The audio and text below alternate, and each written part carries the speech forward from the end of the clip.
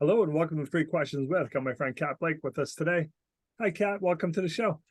Hi, thanks for having me on. So, Kat, I want to go in a little different direction today. I want to talk about how you can work with men rather than working with women. So, what's it like to work with guys going through a divorce?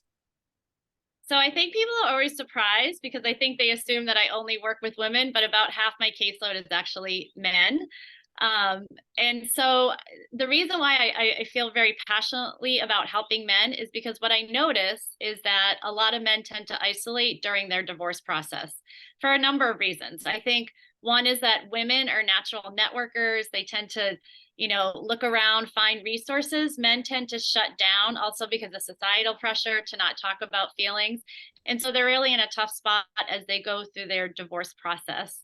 And so that's why I really make sure that men know that I also provide coaching for them. And it really is the same process of helping them manage the emotions so that the emotions are not dictating the decisions that they make through their divorce process. That makes sense to me, Kat, for everything you said. Because unfortunately, guys are like, buddy, I want to talk about my divorce. You're like, can we talk about something else? It just, Let's talk that about actual fishing. support system, it just isn't there, if you will, and stuff. So, Right. how about guys that maybe are in a tough situation because their ex-wife may be speaking badly about them to their children, kind of creating that conflict? What advice do you have for us to deal with that? Yeah, so I think that, the word parental alienation gets thrown out, and we can maybe talk a little bit more about that. I have helped three of my men actually win custody back of their children because they had actually given up custody. It was costing them so much money, legal fees.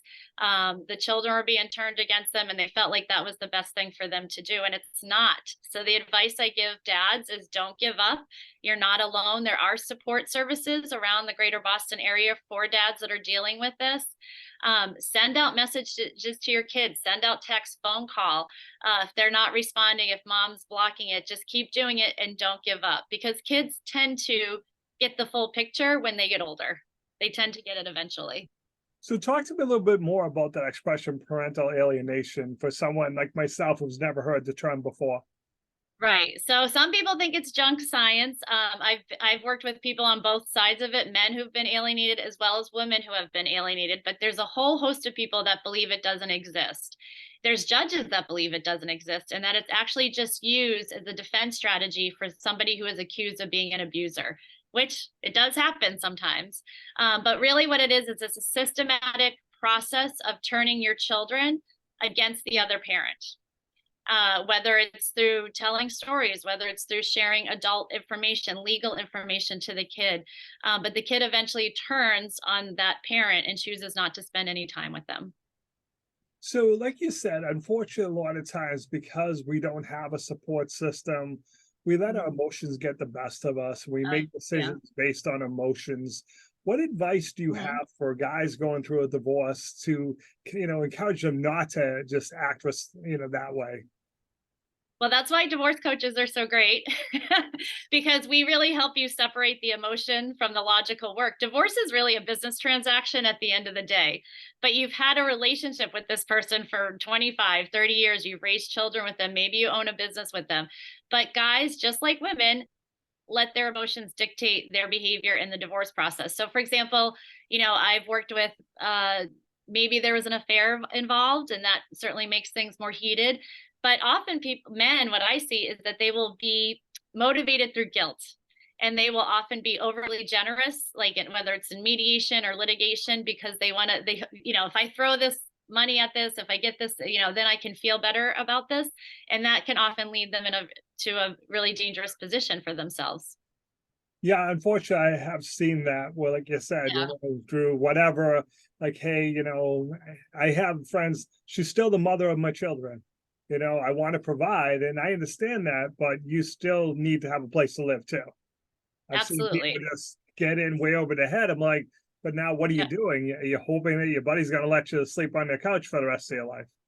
Right. Yeah. I mean, I'm everything signing off on child support that's not manageable, providing the house to a partner who actually cannot afford the house and will end up selling it a year or two down the road. So emotions really get in the way of realizing that divorce really, that's what it is. It's a business transaction. The courts look at it as if you are breaking up a business and all they care about is what your parenting plan is and the asset division. That's it. You brought up a great point about the home, where, you'll hear that we want them to stay in the house, it's where they were raised. They put a lot of value on the home, but yet the children sometimes be like, but that's where all the bad memories are. Yeah. The courts really are invested in making sure the children experience the least amount of transition as possible, because that's considered best interest of children. But then there's the financial piece of it, right? And our housing market has been absolutely crazy here in Massachusetts the past few years. Rents are very expensive. So, just thinking of there's lots of ways that you can be creative when you're thinking of divorce. I think people just automatically go to this idea of like, oh, we have to sell the house and split whatever equity we get out of it. That's not true. You can actually agree to sell the house 2 or 3 years down the road. You can divvy up the equity in different percentage. I mean, there's so many different creative things you can do. Some people do nesting. That's where whoever's with the children stays in the marital home and the other person stays in a studio or apartment that the couple is sharing. So, you really sometimes need to think out of the box financially to make sure that you're setting yourself up for a great future. So now, Kat, does it make sense for someone to reach out to you before they start the divorce process?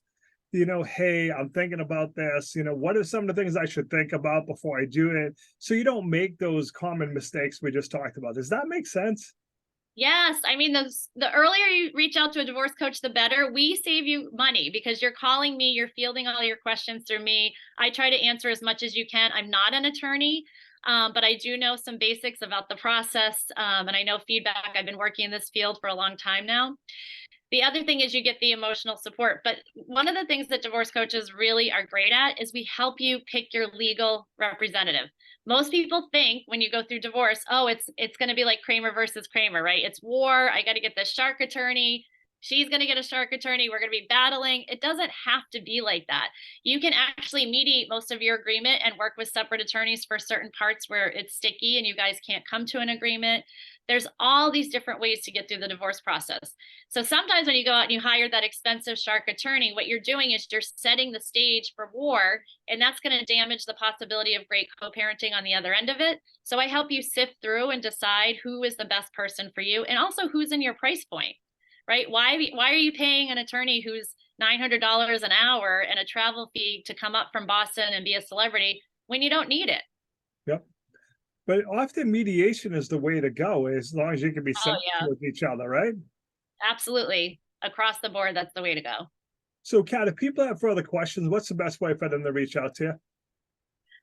You can get on my website. It's www.catblakecdc.com. You can also follow me on Facebook at Catherine Blake, CATHARINE BLAKE, and I give out tons of free advice and information and resources on my Facebook. Awesome, Kat. I appreciate you taking a few minutes to call into the show. And as always, thanks for being my friend. Thank you so much. Thank you. Thanks for all your support.